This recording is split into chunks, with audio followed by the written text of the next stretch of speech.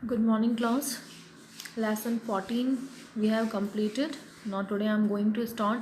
Okay, lesson 15 economics. Characteristics and unique trends of Indian economy. हमारी India की जो economy है उसकी क्या क्वालिटीज़ है, उसके क्या यूनिक ट्रेंड्स हैं. Let's start the chapter.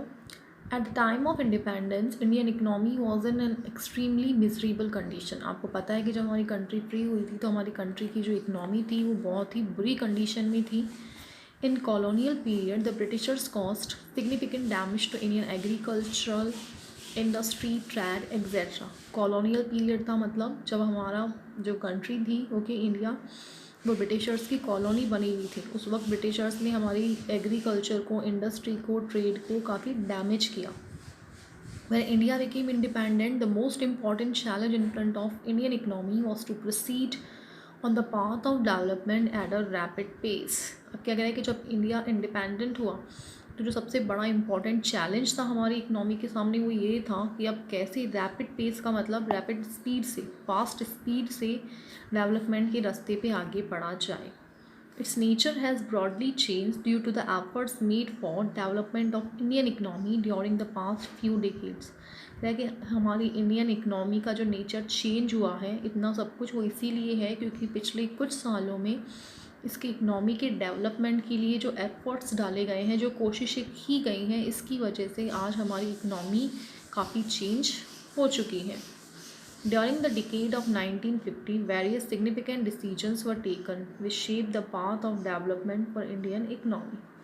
क्या कह रहे हैं कि 1950 का जो डिकेड था उसमें काफ़ी इम्पोर्टेंट डिसीजंस लिए गए थे.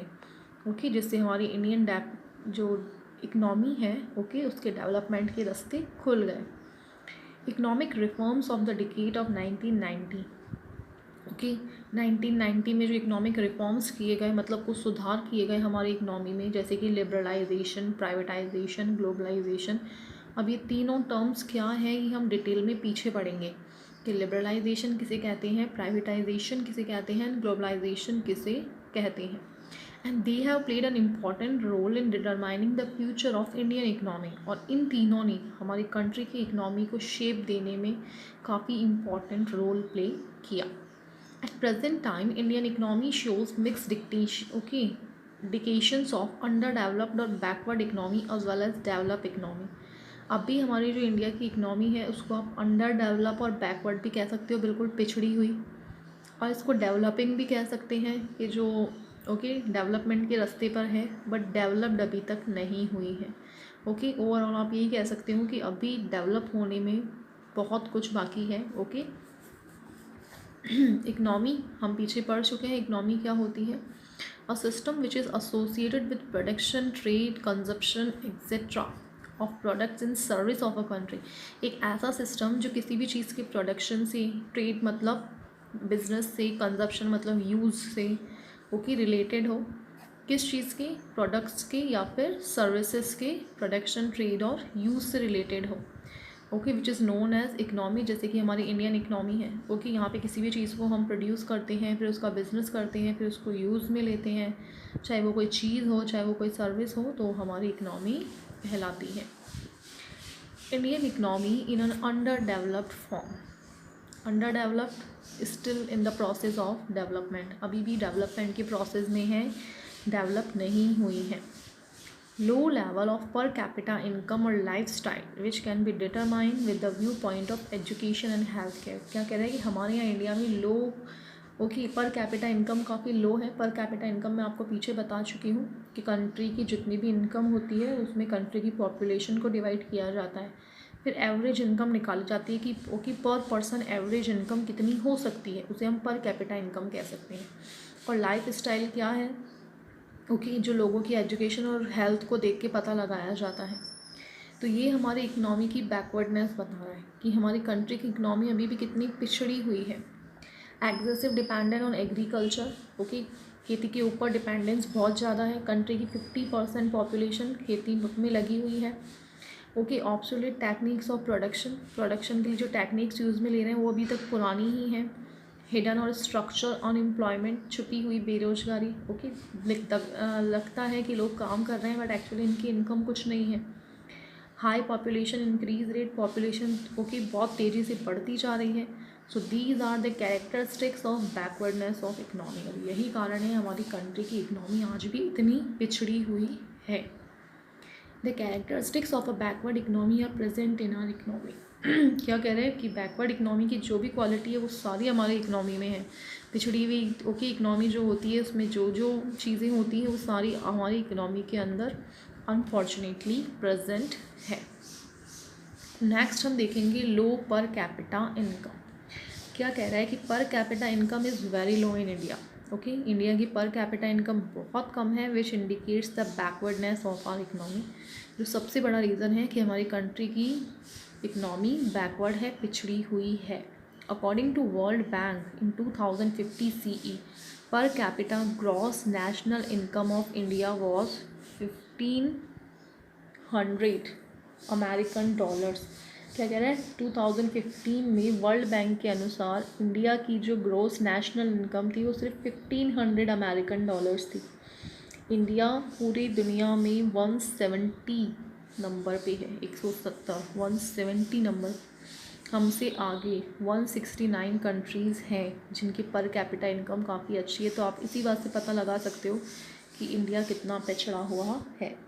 इन context to gross national income, India's per capita gross income is not only less than developed countries such as America, England, France, Germany, but it is also less as compared to neighboring countries such as China and Sri Lanka. ठीक है कि बहुत जो rich countries है जैसे कि America, England, सिर्फ इनसे ही कम नहीं है बल्कि हमारे जो पड़ोसी देश है चाइना, श्रीलंका, इनसे भी हम काफ़ी पीछे हैं.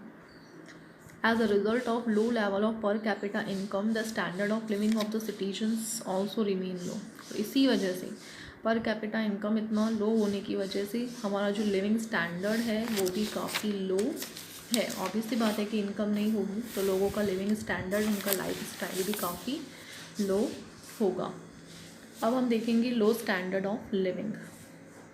Education and health are two most influential determinants and indicators of standard of living. क्या कहते हैं एजुकेशन और हेल्थ ये दो इम्पॉर्टेंट डिटर्मिनेंट्स हैं. ये ओके हमारी लिविंग को बताने के लिए, हमारा स्टैंडर्ड ऑफ लिविंग कि हम कैसी लाइफ जी रहे हैं, ये हमारी एजुकेशन और हेल्थ को देख के पता लगाया जा सकता है. These are indispensable elements of human welfare. Human welfare okay हमारा बेनिफिट, उसके लिए सबसे जो 2 इम्पॉर्टेंट फैक्टर हैं इंडिस्पेंसिबल मतलब जिनको अलग नहीं किया जा सकता. तो ह्यूमन वेलफेयर के लिए अगर कोई 2 इम्पॉर्टेंट फैक्टर है तो वह एजुकेशन एंड हेल्थ. इन 2 चीज़ों के बिना हम ह्यूमन डेवलपमेंट को कभी भी जज नहीं कर सकते. In their absence income becomes useless. अगर ये दोनों नहीं है तो इनकम भी यूजलेस हो जाती है. When the citizens have the capability of gaining knowledge and live a healthy life. अगर हमारे जो सिटीजन्स हैं, लोग हैं, वो नॉलेजेबल हैं, एजुकेटेड हैं, ओके हेल्दी है, only then they are able to use their income properly. तभी वो अपनी मनी को, अपनी इनकम को प्रॉपरली यूज़ में ले पाएंगे. अगर एजुकेशन और हेल्थ नहीं है तो इनकम भी यूजलेस हो जाती है. Level of education in India is very weak.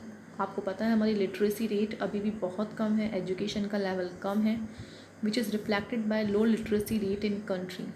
According to 2011 census literacy rate in India was 74.04%. क्या कह रहे 2011 के अकॉर्डिंग कंट्री की लिटरेसी रेट हमारी ये है 74.04. Approximately 1/4 part of the Indian population is illiterate even today. आप कह सकते हो 1/4 मतलब 25% ओके पॉपुलेशन आज भी हमारी अनपढ़ है. Level of health can be measured through life expectancy at the time of birth. Health का पता कैसे लगा सकते हैं कि बेबी बर्थ के समय हम ये पता लगा सकते हैं. लाइफ एक्सपेक्टेंसी का मतलब मिनिमम एवरेज एज हमारे यहाँ के लोगों की कितनी हो सकती है, कितने साल तक जीते होंगे, वो एवरेज निकाला जाता है. So according to World Bank in 2014, life expectancy at the time of birth was 68 years in India. ये एवरेज एज है हम इंडियंस की कि इतने साल तक ओके जो बहुत कम है कंपैरेटिवली जापान एंड चाइना से. Low level of education and health also portraits the under developed form of Indian economy. Okay और ये एजुकेशन और हेल्थ का इतना लो लेवल ये बताता है कि हमारी इकनॉमी अंडर डेवलप्ड है. तो पहला रीज़न तो हो गया हमारी इकनॉमी के बैकवर्ड होने का. ओके, सबसे पहला रीज़न हमने क्या पढ़ा था इसके अंदर, लो पर कैपिटा इनकम। फर्स्ट रीज़न था पर कैपिटा इनकम कम है। सेकंड रीज़न हो गया लिविंग स्टैंडर्ड बहुत लो है, जिसमें हेल्थ और एजुकेशन आ जाएगा।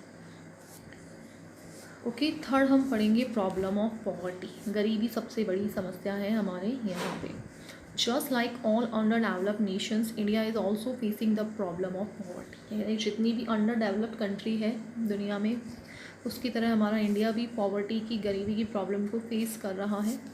According to the estimate forwarded by Suresh Tendulkar, 21.92% citizen of India were poor during the year 2011-12। क्या कह रहा है कि सुरेश तेंदुलकर ने 2011-12 के सर्वे के अकॉर्डिंग ये पता लगाया कि हमारी कंट्री में 21.92% लोग, सिटीजन्स, गरीबी को फेस कर रहे हैं। Poverty refers to such condition in which a person remain unsuccessful even in fulfilling his basic required. Poverty कौन सी कंडीशन को कहते हैं? जब एक इंसान अपनी लाइफ की छोटी छोटी रिक्वायरमेंट, बेसिक जो चीज़ें हैं जो कम से कम उसको चाहिए ही चाहिए, वो भी वो अगर नहीं फुलफ़िल कर सकता, वो रिक्वायरमेंट भी उसकी पूरी नहीं हो रही है, तो वो गरीबी की कैटेगरी में आता है। After independence the problem of poverty has not been solve even till today. क्या कह रहे हैं, कंट्री के इंडिपेंडेंस फ्री होने के बाद आज तक ये जो पॉवर्टी की प्रॉब्लम है ये सॉर्ट आउट नहीं हुई है। This can be regarded as the greatest challenge of Indian economy, और हम इसको इंडियन इकनॉमी का एक बहुत बड़ा चैलेंज कह सकते हैं। Development has been very slow in the direction of fulfilment of basic requirement. क्या करें, लोगों की ज़्यादा नहीं, कम से कम जो बेसिक रिक्वायरमेंट है उसको फुलफ़िल करने में ही अभी जो स्पीड है वो काफ़ी स्लो है। As compare to other countries this development seems to be ineffective. और दूसरी कंट्री से अगर कंपेयर किया जाए तो हमारा जो डेवलपमेंट है वो बिल्कुल निल है, इनइफेक्टिव है। Benefits of development have not reach the inferior and week section of the society. जो अगर कुछ हम स्कीम चला भी रहे हैं पॉलिसी, तो उसका फ़ायदा हमारी सोसाइटी के गरीब और वीक लोगों तक, पुअर लोगों तक पहुंच ही नहीं पा रहा है। Even today, around 1/4 part of India's population is staying trapped in the vicious circle of poverty. आज भी हमारी कंट्री का कम से कम 1/4 पार्ट का मतलब 25% पॉपुलेशन है वो इस गरीबी के सर्कल में फंसी हुई है। Due to the presence of problem of poverty, no nation can come out of the condition of backwardness. क्या है कि जब तक किसी भी कंट्री में ये गरीबी की प्रॉब्लम, पॉवर्टी की प्रॉब्लम रहेगी, कोई भी कंट्री बैकवर्डनेस से बाहर नहीं आ सकती।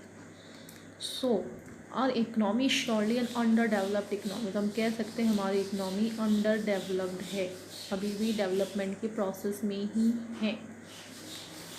नेक्स्ट रीज़न है हमारी कंट्री की इकनॉमी के इतना पिछड़ा हुआ होने का, एक्सेसिव डिपेंडेंस ऑन एग्रीकल्चर। ज़्यादातर जो हमारी पॉपुलेशन है, लोग हैं, वो सिर्फ खेती के ऊपर, एग्रीकल्चर के ऊपर डिपेंड है। और जितने डिपेंड है उतना फ़ायदा हमें एग्रीकल्चर से हो नहीं रहा है। 50% लोग इसमें लगे हुए हैं, बट हमारी कंट्री की इनकम का 50% हमें एग्रीकल्चर से मिल नहीं रहा है। As an economy develops, it dependence on agriculture continues to decline and dependence on industry and service sector continues to increase. कह रहे हैं कि जब भी किसी कंट्री की इकनॉमी डेवलप होती है तो उनकी एग्रीकल्चर पे जो डिपेंडेंस है वो कम होती है और लोग इंडस्ट्री और सर्विस सेक्टर पे ज़्यादा डिपेंड होने लगते हैं। ऑल द डिपेंडेंस और agriculture has decline in India. हालांकि हमारे इंडिया में भी लोगों का एग्रीकल्चर पे से जो डिपेंडेंस है वो कम हुई है, बट वो बहुत ही स्लो स्पीड से हो रही है। लोगों का ध्यान हट रहा है वहाँ से, बट बहुत ही कम स्लो स्पीड से। At the time of independence, around 72% of India's population was dependent on agriculture। ये कह रहा है कि जब हमारी कंट्री फ्री हुई थी, हमारी कंट्री की 72% पॉपुलेशन सिर्फ एग्रीकल्चर पे डिपेंड थी। बट आज भी कम से कम 49% India's work force is engaged in agriculture and allied activities. और आज भी कंट्री की 49% पॉपुलेशन एग्रीकल्चर या एग्रीकल्चर से रिलेटेड जो दूसरी एक्टिविटी है उससे जुड़ी हुई है। Although workforce has migrated from agriculture sector to non-agriculture sector, हालांकि जो लोग हैं वो एग्रीकल्चर सेक्टर से नॉन एग्रीकल्चर सेक्टर की तरफ शिफ्ट हुए हैं, बट ये रेट बहुत ही स्लो है। Excessive dependence on agriculture is an indicator of underdeveloped form of Indian economy. और ये जो इतनी ज़्यादा डिपेंडेंस है एग्रीकल्चर पे, ओके, ये इस बात का सबूत है कि हमारी इकनॉमी अंडर डेवलप्ड है, पिछड़ी हुई है. Now देखिए census factors. Various census figures portray the under developed form of Indian economy. काफ़ी सारे जो सर्वे हैं नेशनल लेवल पे, इंटरनेशनल लेवल पे, वो भी बताते हैं कि हमारी इंडियन इकनॉमी अंडर डेवलप्ड है. क्यों? एक तो बर्थ रेट इंडिया में काफ़ी हाई है, ओके, पॉपुलेशन बहुत ही स्पीडली बढ़ रही है. Mother death rate, child death rate, newly born child death rate also remain at a high level. Plus mother की डेथ रेट, चाइल्ड की डेथ रेट, ओके, जो न्यू बॉर्न बच्ची हैं उनकी डेथ रेट भी यहाँ पे काफ़ी हाई है. उसका मतलब हेल्थ फैसिलिटीज़ अच्छी नहीं है, हेल्थ केयर अच्छी नहीं है. Rate of increase in population is also very high in India. Population है वो बहुत ही स्पीडली बढ़ती जा रही है. During the decade of 2001 to 11, okay, India की पॉपुलेशन रेट है वो किस स्पीड से बढ़ी थी? 17.64% रेट से. It can be said that annual increase in population of India is equal to the total population of Australian continent. हम ये कह सकते हैं जितनी टोटल पॉपुलेशन ऑस्ट्रेलिया की है उतनी हमारे हर साल बढ़ जाती है. Size of population of India is very large and it is continuously increasing. India की पॉपुलेशन पहले से काफ़ी ज़्यादा है और हर साल बहुत ही तेज़ स्पीड से, बहुत ही फास्ट स्पीड से बढ़ रही है. ओके, उसके बाद हम पढ़ेंगे प्रॉब्लम ऑफ अनएम्प्लॉयमेंट, बेरोज़गारी की प्रॉब्लम. ओके, लोगों के पास काम नहीं है. हिडन और structural unemployment is a major characteristics of underdeveloped nation. Hidden unemployment का मतलब कह सकते हो कैसा लगता है लोग काम कर रहे हैं, छुपी हुई बेरोजगारी जिसे हम कहते हैं, बट दिखता है काम कर रहे हैं बट उनकी इनकम कुछ नहीं है. जिस काम के लिए 2 इंसान इनफ है वो मिलके कर सकते हैं, उसी के अंदर 5 लगे हुए हैं, इनकम तो उतनी की उतनी हो रही है. ओके, तो फिर वो एम्प्लॉयमेंट नहीं कहलाएगा. Due to inappropriate structure of these nations and due to continuous structural changes taking place, imbalance between demand and supply take place. क्या कह रहा है कि ओके, हमारी कंट्रीज़ है इनका स्ट्रक्चर इनएप्रोप्रिएट है, सूटेबल नहीं है. Continuous structural changes taking place,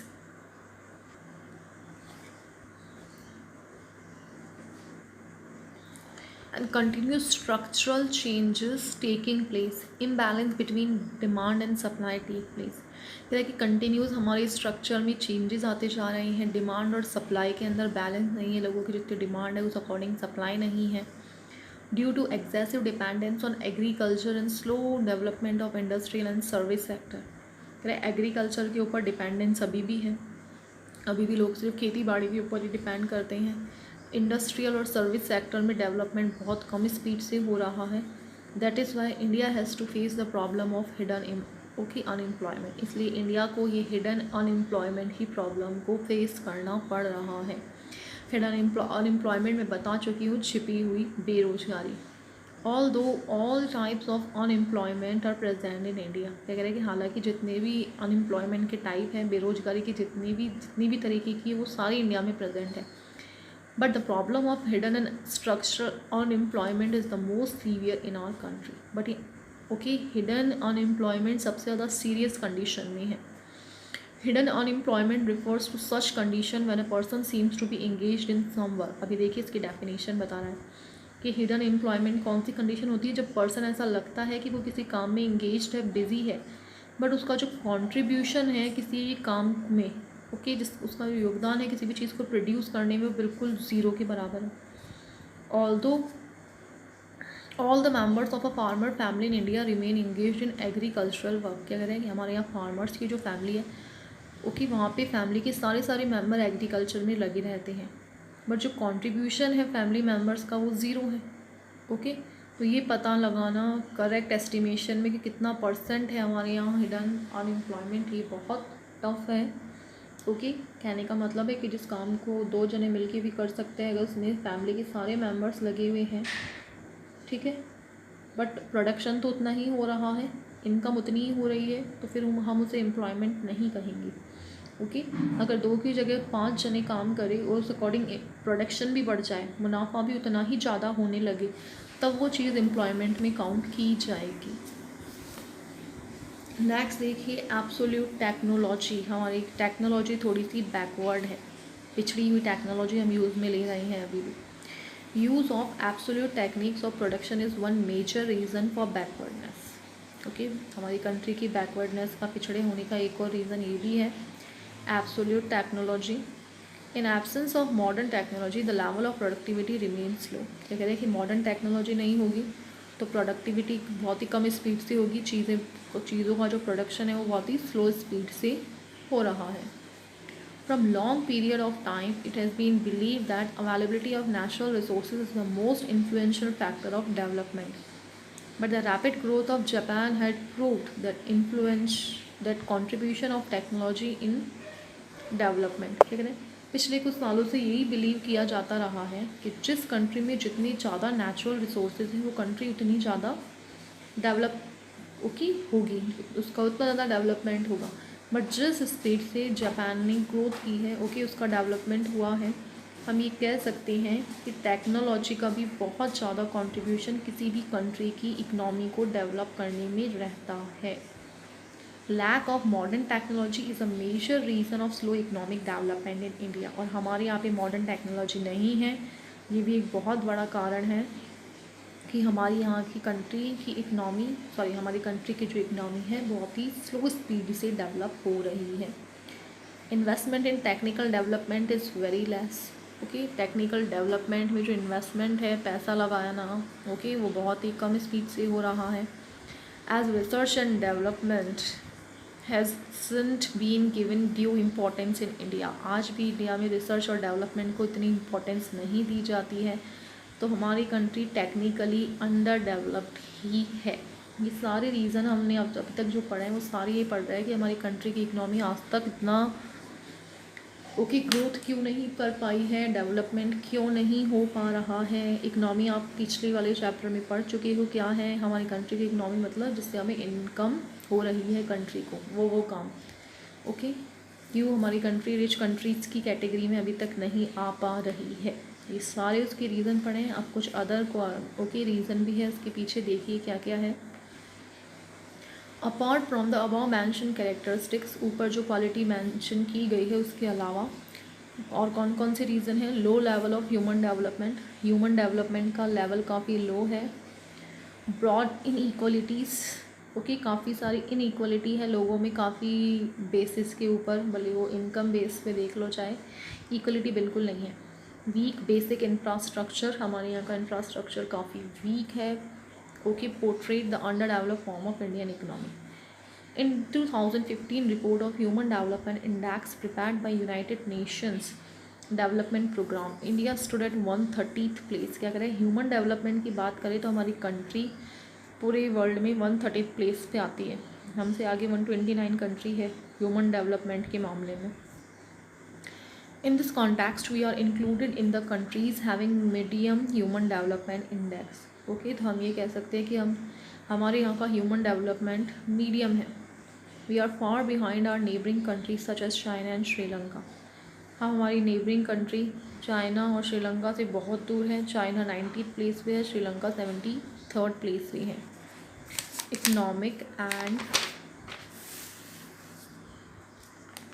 non-economic disparities present in India also are also a serious matter of concern।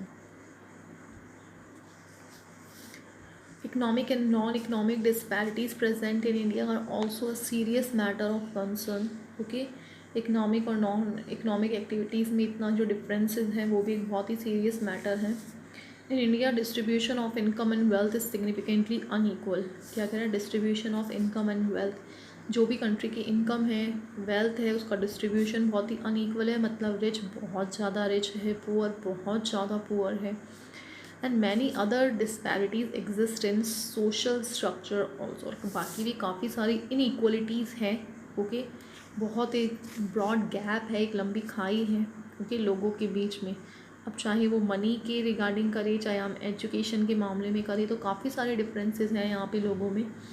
Okay, gender inequality है। ओके, आपको पता है मेल फीमेल में काफ़ी डिफरेंसेस हैं। Lack of availability of education, education का जो स्तर है वो कहीं पे ज़्यादा कहीं पे कम है। हेल्थ केयर सर्विसेज हैं वो कुछ खास उसमें एग्जिस्ट नहीं करती हमारी इंडिया में। Basic infrastructure of India is week. Okay, and इसी कारण क्या है that Indian economy has become victim of low productivity. हमारे यहाँ पर प्रोडक्शन ज़्यादा नहीं है। प्रोडक्शन की कॉस्ट, अगर कोई चीज़ प्रोडक्ट हो भी रही है उसका प्रोडक्शन, तो उसकी कॉस्ट काफ़ी ज़्यादा है, प्रोडक्शन की रेट काफ़ी स्लो है। तो ये सब रीज़न क्लियर कर रही हैं दैट हम और Indian economy is an under developed economy. और ये बेसिक इंफ्रास्ट्रक्चर क्या होता है ये बता रहा है, refers to availability of those products and services which facilitate the functioning of an economy. Okay, ऐसे प्रोडक्ट्स और सर्विस की अवेलेबिलिटी जो हमारी कंट्री को अच्छे से फंक्शन करने में कंट्रीब्यूट करती हैं। These help in increasing production and provide a basis for economic development. Road, electricity, education, health care, insurance, banking, ये सारी बेसिक इंफ्रास्ट्रक्चर में आते हैं। फिर देखिए Indian economy in the form of a developing economy. अब तक तो हमने पढ़ा अंडर डेवलप्ड, मतलब डेवलप प्रोसेस से काफ़ी नीचे है वो। अब हम पढ़ेंगे डेवलपिंग इकनॉमी कि नहीं, हमारी कंट्री सिर्फ पिछड़ी हुई नहीं है। इंडिपेंडेंस के बाद में इसमें काफ़ी सारे चेंज आए हैं, काफ़ी ये ग्रो करने लगी है। उस टाइम से लेके 1947 से लेके अब तक कितनी मेजर चेंजेस, बड़े बड़े चेंजेस हमारी इकनॉमी में आए हैं। तो अब हम इंडियन इकनॉमी को पढ़ेंगे एज अ डेवलपिंग इकनॉमी, और इसमें अब हम सारी पॉजिटिव बातें पढ़ेंगे। अब तक हमने सारे नेगेटिव पॉइंट्स पढ़े कि नई ग्रोथ कर रही है, क्या क्या कमियां हैं, कितने वीक पॉइंट्स हैं, और अब हम ये पढ़ रहे हैं कि हमारे एफर्ट्स क्या रंग लेकर आए हैं। 1947 से लेके अब तक हमारी कंट्री ने कितनी ग्रोथ की है। So let's see Indian economy in the form of a developing economy. तो देखिए अंडर डेवलप्ड और डेवलपिंग में फ़र्क है। वहाँ पे हमने सारे नेगेटिव पॉइंट्स पढ़े, यहाँ पे हम पढ़ेंगे कैसे ग्रोथ कर रही है। After the above study, it can be said that Indian economy is an underdeveloped economy। क्या कह रहे हैं कि ऊपर पढ़ने के बाद में अभी हम ये कह सकते हैं हमारी कंट्री की इकनॉमी एक अंडरडेवलप्ड इकनॉमी है। But this is not absolutely right, but ये पूरा सच नहीं है। Indian economy is rapidly moving forward on the path of development. क्या कह रहे हैं कि हमारी इकनॉमी बहुत ही जल्दी डेवलपमेंट के रास्ते पर आगे बढ़ रही है। In the past few years, along with influential economic and social reforms, पिछले कुछ सालों में काफ़ी अच्छे इफ़ेक्टिव इकोनॉमिक रिफॉर्म्स हुए हैं। सुधार मतलब रिफॉर्म का मतलब सोशल रिफॉर्म्स हुए हैं। Various such favorable changes have taken place over here। काफ़ी अच्छे, फेवरेबल का मतलब अच्छे चेंजेस हमारी कंट्री की इकनॉमी में आए हैं। Due to which it would be much better to call it a developing economy. तो हम ये कह सकते हैं हमारी कंट्री को एक डेवलपिंग इकनॉमी बुलाना ज़्यादा अच्छा है बजाय अंडर डेवलप्ड के। नेशनल इनकम एंड पर capita income is on a continuous rise in India. National income हमारी कंट्री की कंटिन्यूसली बढ़ती जा रही है। पर कैपिटा का मतलब पर पर्सन जो एवरेज इनकम है वो हमारी धीरे धीरे बढ़ रही है। And structural changes are taking place in a favourable direction. और हमारे यहाँ पे जो चेंजेस हो रही हैं इकनॉमी के स्ट्रक्चर में वो भी काफ़ी सपोर्टिव है, काफ़ी इफ़ेक्टिव है, काफ़ी फेवरेबल है। सो क्लास हमें काफ़ी कुछ पढ़ा है इस चैप्टर में। बहुत ही ईजी चैप्टर है, easy to understand comparatively your chapter 14। 14 के रिगार्डिंग देखा जाए तो 15 चैप्टर आपका ईजी है। Try to get it. इसको समझने की कोशिश कीजिएगा। कुछ भी नहीं है, अब तक हमने इस चैप्टर में सिर्फ ये पढ़ा है कि हमारी कंट्री की जो इकनॉमी है वो कैसे अंडर डेवलप्ड इकनॉमी है। इसके पीछे हमने काफ़ी सारे रीज़न पढ़े हैं। यहाँ तक के जो क्वेश्चन आंसर्स है वो भी आप सॉल्व करेंगे। तो काफ़ी सारे रीज़न पढ़े कि अंडर डेवलप्ड फॉर्म है। फर्स्ट रीज़न उसका हमने पढ़ा था लो पर कैपिटा इनकम, कि पर पर्सन जो एवरेज इनकम है वो काफ़ी कम है। सेकंड हमने पढ़ा था लो स्टैंडर्ड ऑफ लिविंग, लोगों का लाइफस्टाइल लिविंग स्टैंडर्ड कम है। क्यों? क्योंकि ज़्यादा एजुकेटेड नहीं है। और हेल्थ केयर फैसिलिटीज़ ज़्यादा अच्छी नहीं हैं। फिर प्रॉब्लम ऑफ पॉवर्टी, गरीबी की जो प्रॉब्लम है, एग्रीकल्चर पे डिपेंडेंस बहुत ज़्यादा है। नेक्स्ट हमने पढ़ा था कुछ सर्वे से रिगार्डिंग, ओके। फिर हमने पढ़ा था कि प्रॉब्लम ऑफ अनएम्प्लॉयमेंट, बेरोज़गारी बहुत ज़्यादा है। टेक्नोलॉजी हमारे यहाँ की पिछड़ी हुई है, और अदर कैरेक्टरिस्टिक्स में हमने काफ़ी सारे रीज़न पढ़े हैं। तो आपको अभी तक सिर्फ यहीं तक प्रिपेयर करना है। Thank you.